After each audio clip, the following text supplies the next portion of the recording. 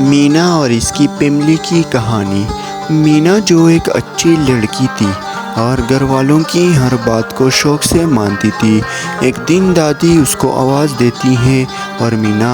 دادی کے پاس جاتی ہے۔ مینا کی دادی مینا کو کہتی ہے کہ جاؤ اور اپنے بابا کے ساتھ گائے سے دودھ لینے میں مدد کرو۔ مینا اپنے بابا کے پیچھے دوڑتے دوڑتے جاتی ہے اور اپنے بابا کے ساتھ ہیلپ کرتی ہے۔ جب مینا جاتی ہے تو اس کے بابا گائے سے دودھ لینے میں مصروف ہوتا ہے۔ مینا جاتی ہے اور گائے کو چارہ دینا شروع کر دیتی ہے، کیونکہ یہ گائے جب دودھ دیتی ہے تو چارہ کھاتی ہے، اور جب اس کو چارہ نہیں دیا جاتا تو یہ گائے غصے میں ہوتی ہے اور پھر لاتیں مارتی ہے اور دودھ نہیں دیتی، اس لیے اس کو چارہ دینا لازمی ہوتا ہے۔ مینا یہاں گائے کو چارہ دیتی ہے اور گائے خوشی خوشی چارے کو کھا کے مینا کے بابا کو دودھ دیتی ہے اور خوشی خوشی مینا کو دیکھتی ہے۔ یہاں مینا کی بابا گائے سے آرام کے ساتھ دودھ لے رہا ہوتا ہے اور مینا بھی خوشی خوشی گائے کو چارہ دیتی ہے، اور جب اس کی بابا گائے سے دودھ لینا مکمل کر دیتا ہے تو اس کی بابا چلی جاتی ہے۔ لیکن مینا کی دادی نے مینا کو ایک اور کام حوالہ کر دی ہے کہ آپ جاؤ اور وہاں پر ایک مرغا ہے، اس کو پنجرے میں بند کرو۔ مینا دوڑتے دوڑتے چلی جاتی ہے اور مرغا کو پکڑنے کی کوشش کرتی ہے، لیکن مرغا اسے بھاگ جاتی ہے اور مینا اس کے پیچھے دوڑتی ہے، یہاں تک کہ مرغا بہت تھک جاتا ہے اور مرغا ایک جگہ میں بیٹھ جاتا ہے تو مینا اس پنجرے کو اٹھا کر مرغے کے اوپر رکھ دیتی ہے اور مرغی کو گھیر لیتا ہے۔ اس کے بعد جب مینا کے بھائی شیوا اور تالاب کی طرف مچھلی پکڑنے کے لیے جاتی ہیں تو مینا بھی اپنے بھائی کی طرف تالاب کی طرف چلی جاتی ہے اپنے بھائی کے ساتھ مچھلی پکڑنے کے لیے۔ راستے میں اس کی دوست مینا کو آواز دیتی ہے کہ مینا آپ کہاں جا رہی ہو؟ مینا اس کے پاس چلی جاتی ہے اور کہتی ہے کہ کیا اہم بات ہے؟ دوست کہتی ہے کہ نہیں، ہم کھیلتے ہیں، اب بھی کھیلو۔ مینا کہتی ہے کہ میں اپنی بھائی کے پاس چلی جاتی ہوں تالاب میں مچھلی پکڑنے کے لیے، اور پھر وہ اپنے بھائی کے پاس سے چلی جاتی ہے تالاب کے کنارے۔ یہاں پر مینا کی بھائی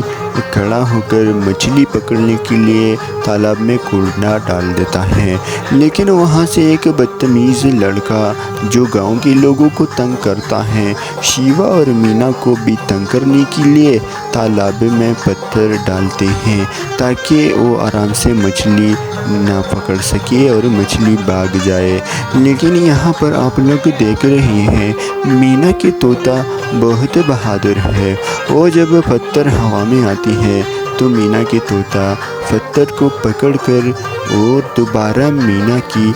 طوطا اس لڑکے پر پھینک دیتا ہے تاکہ مینا اور اس کے بھائی شیوا آرام سے مچھلی پکڑ لے، اور اس طرح مینا اور اس کے بھائی آرام کے ساتھ مچھلی پکڑ لیتی ہیں۔ پھر مینا کی بابا وہ بازار کی طرف سائیکل پر جاتا ہے تو مینا بھی چپکے چپکے دوڑتے دوڑتے بابا کی طرف چلی جاتی ہیں تاکہ وہ بھی اپنے بابا کے ساتھ بازار چلی جائیں، لیکن اس کی بابا تو سائیکل پر ہے تو مینا بھی اس کی پیچھے جاتی ہے بازار تک، اور دوڑتے دوڑتے راستے میں آپ لوگ وہ دیکھ سکتی ہیں گاؤں کی ماحول کتنی خوبصورت ہے، اور مینا بھی بہت خوش ہے اپنے گاؤں میں، کیونکہ یہ بہت خوشحال گاؤں ہے۔ یہ لوگ ایک دوسرے کے ساتھ مدد کرتی ہیں اور ایک دوسرے کو بہت زیادہ پیار دیتی ہیں، تو اس لیے یہ گاؤں والے بہت خوش رہتی ہیں۔ مینا اور اس کے بھائی بھی بہت خوشی سے زندگی گزار دیتی ہیں، اور یاد رہے کہ مینا کی فیملی میں 4-5 لوگ ہوتے ہیں، اور وہ مینا کے بھائی، بابا، ممی اور مینا کی دادی، جو یہ 5 فیملی رہتی ہے اور مینا اپنے بابا کے پاس دکان پہنچ جاتی ہے اور جب وہ بازار میں آتی ہے تو اس کے بابا سبزی والوں سے سبزی خرید لیتا ہے۔ تو یہاں پر مینا بابا کے ساتھ واپس سائیکل پر گھر کی طرف چلی جاتی ہے اور مینا کی بابا بہت تیز سائیکل چلا لیتا ہے۔ آپ لوگ دیکھ سکتے ہیں گاؤں کے ماحول میں یہ سب چیزیں کتنی اچھی لگتی ہیں، سائیکل پر جانا اور سبزی کھانا اور اس طرح